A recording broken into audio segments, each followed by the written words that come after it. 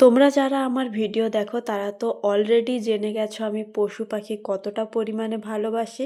বিশেষ করে কুকুর, বিড়াল, পাখি, গরু, ছাগল সমস্ত কিছু।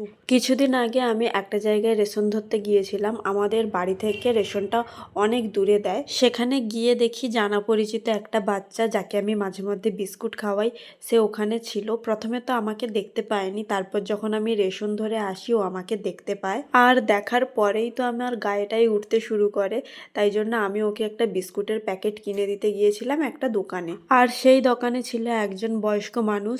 ক্ষমা করবেন, আমি কিন্তু বয়স্ক মানুষটাকে ভদ্র বলতে পারলাম না, কারণ তার আচরণই ছিল অভদ্রেরই মতো। আমার সঙ্গে থাকা কুকুরকে দেখে সে বলে, এটা কি তোমার কুকুর?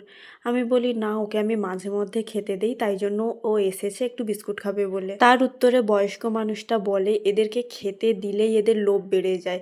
আমি বলি ওরা ঠিকমতো খেতে পায় না, তাই জন্য লোভ হওয়াটা ওদের ক্ষেত্রে স্বাভাবিক। তারপর সে বিস্কুটটা দিতে দিতে গজগাতে গজগাতে বলে, আমার কুকুর একদমই সহ্য হয় না। আপনার মতো মানুষের কুকুর বিড়াল সহ্য না হওয়াটাই স্বাভাবিক, কারণ যাদের মনেই প্যাঁচ থাকে, লোভ থাকে, ঘৃণা থাকে, তারা কিভাবে এই নিষ্পাপ বাচ্চাদেরকে সহ্য করতে পারবে? মাথার উপরে কিন্তু ভগবান আছে। কাউকে যন্ত্রণা দিলে নিজের ক্ষেত্রেও কিন্তু যন্ত্রণাদায়ক মৃত্যুটার জন্য অপেক্ষা করতেই হয়। এরাও তো বুঝুক কাউকে কষ্ট দিলে কেমন লাগে। আমি নিজেকে যথেষ্ট ভাগ্যবতী মনে করি, কারণ ওরা আমার ঘরে সুখে থাকতে পারে।